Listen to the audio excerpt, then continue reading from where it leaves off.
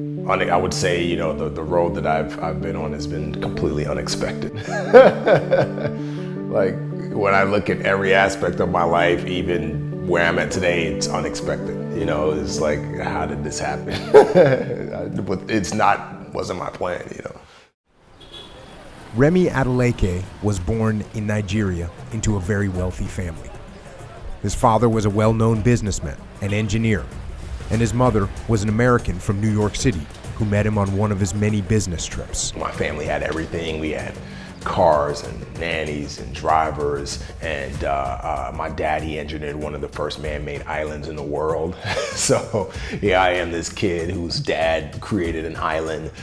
So yeah, that was what my life was like. My mom, she didn't want for anything. We traveled the world, and yeah, it was a good life early on. Remi's family wasn't just wealthy.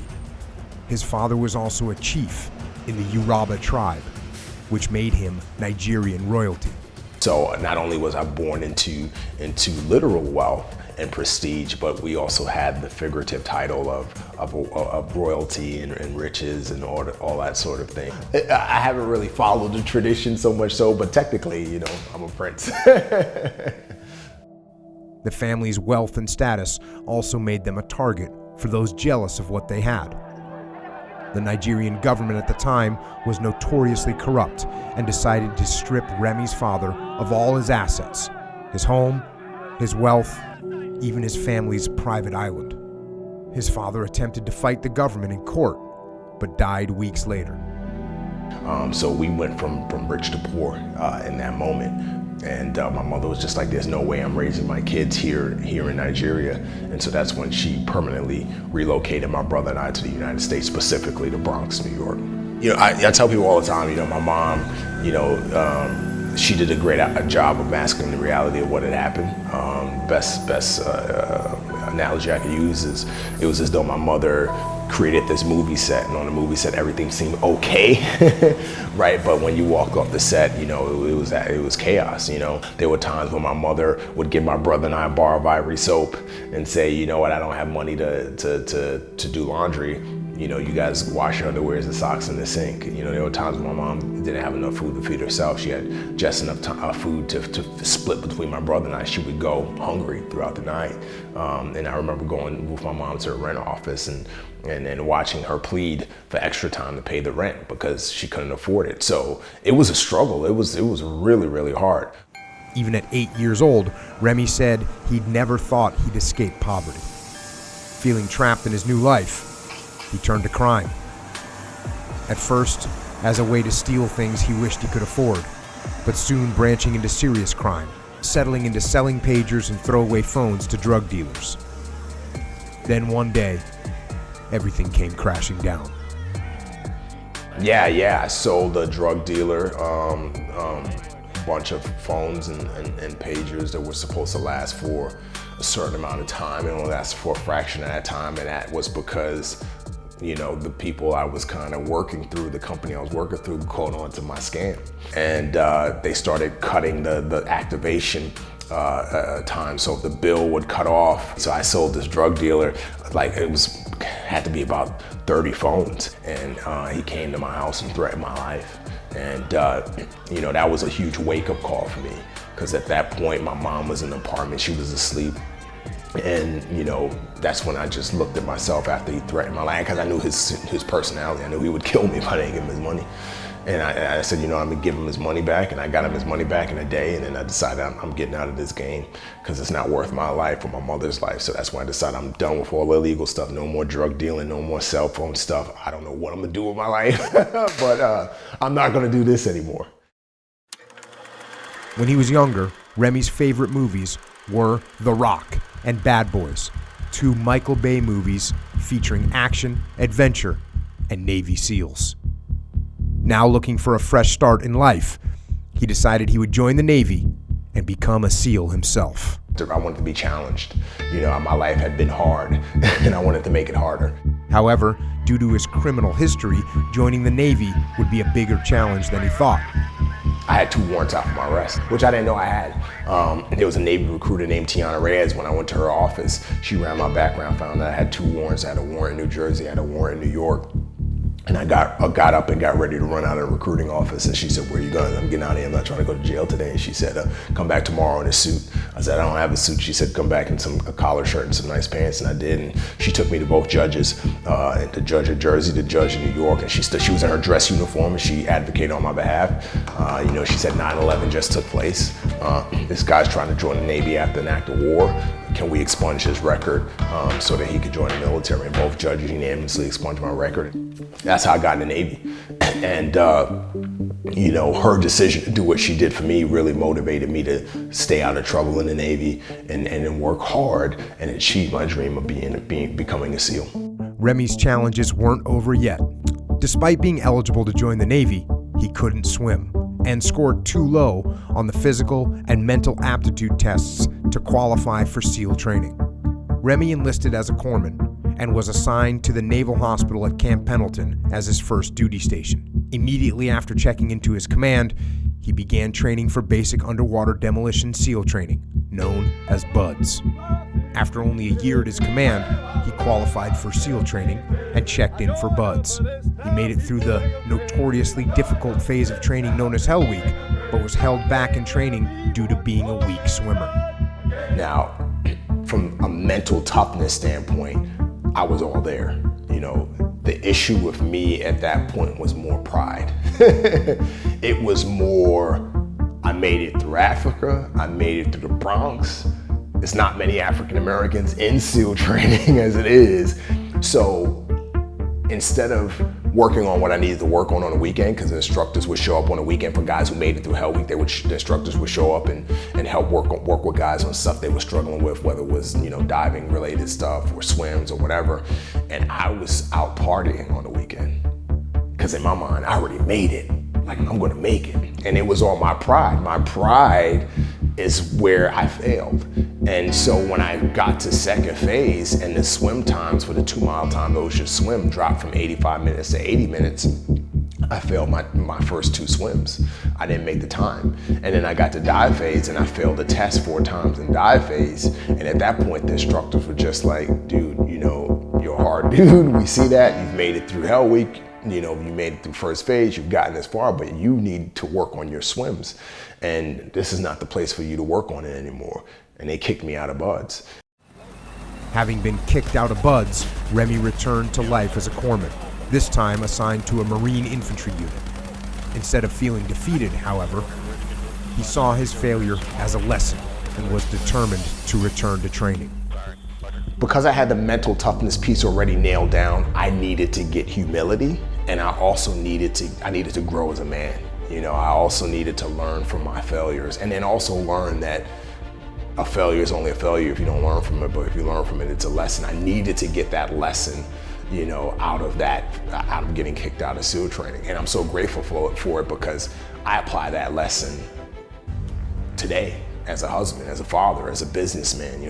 I run a couple different businesses and I'm applying lessons from getting kicked out of SEAL training the first time to now, so yeah. After a year and a half with the Marines, Remi returned to BUDS, starting all over again from day one. This time, with the lessons he learned, he graduated and earned his SEAL Trident. There were two feelings. There was one of, I was grateful. Like at that point, it was just like, I was humble and I was grateful. Because I was just like, man, it wasn't like, yeah, I made it, look at me. Me getting kicked out of BUDS the first time, dealt with that part of it, right? At this point, it's like, I'm grateful. I'm grateful to be here. That was one feeling I had. The next feeling I had was, I'm ready to get to work. Making it through BUDS is nothing, right? Every SEAL has made it through BUDS. It's actually getting to a platoon and doing the work, And so for me, I was just eager. I was just like a caged pit bull, who had been in a cage for 10 years and not fed, and I'm ready to get out and eat some, right? I was just ready to get to work and do the job of a SEAL and not just walk around with a trident on my chest. So that was the feeling that I had. Remi acted as his platoon's medic, utilizing his background as a corpsman as well as doing intelligence gathering. I had a great time in the SEAL teams, and but the best part about it for me was the guys, working with the best guys on the planet, legends, and just rolling with them out the door and just being a part of a unit that personifies excellence, and everybody's challenging everybody to be the best and to do the best. I don't think I'll ever have that experience anywhere outside of the SEAL teams, so yeah. During his time in the teams, having completed 3 deployments, Remi discovered being a SEAL also helped him confront past childhood trauma he experienced as a victim of bullying growing up in the Bronx. I saw a lot of bullying. I was bullied. I was jumped. I was beat up, and I saw people get picked on. There were times where I would see one person get beat up by 6 people, walking back from school.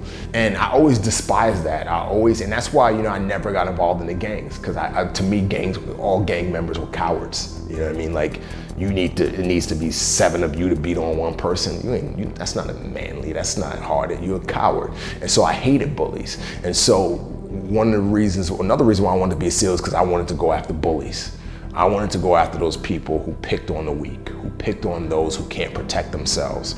I wanted to be the one who could knock on their door and just be like, hey, you talking all that junk on the camera, you're picking on all of these people, you're killing these people, do it to me. Like, here I am, what you got to say now? And so I love that aspect of the job.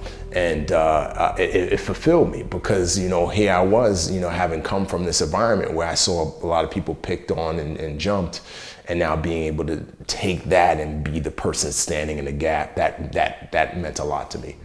In 2016, now married and a father of 2 young boys, Remi decided it was time to leave the Navy and the demanding life of being a SEAL behind to focus on being a father, something he missed due to his own father passing away when he was young. He enrolled in college using his GI Bill, but didn't know what he wanted to do with his life after school. Then he got a phone call that changed everything. I was in my office, and I wasn't in this house at that point. I was in a different house, and I was writing papers for grad school, and my phone rings, and this lady's on the other end of the line, and she says, hey, Michael Bay's looking for a former SEAL, help out on this movie. Are you available tomorrow? And I was just like, sure, Michael Bay, yeah, I'll do it. And then she told me to send her some pictures. I didn't have headshots, I just had regular pictures, so I sent them to her, and she was like, hey, you're on.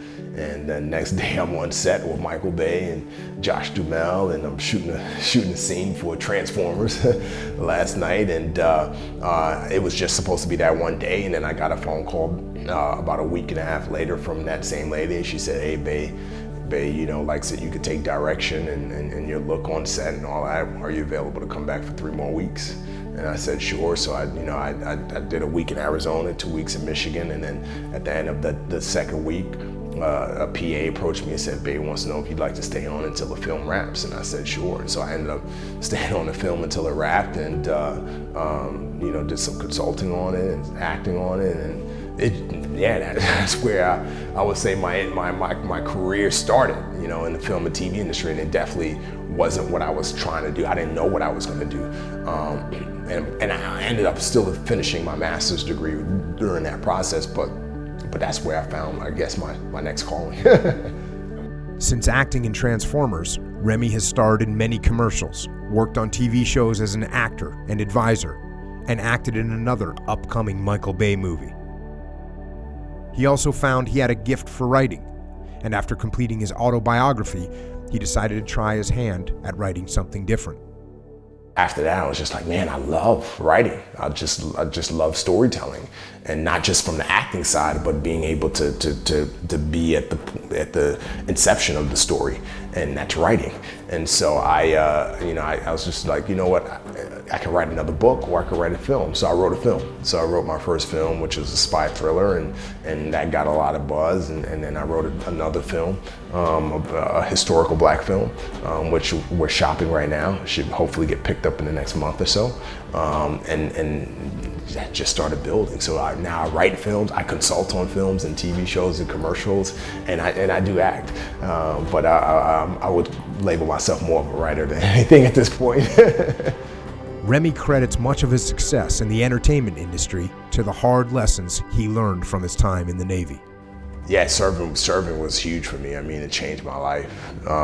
And being a part of the Navy, you know, and the SEAL teams as well, you know, is a huge part of my life, and it's something that no one could ever take away from me.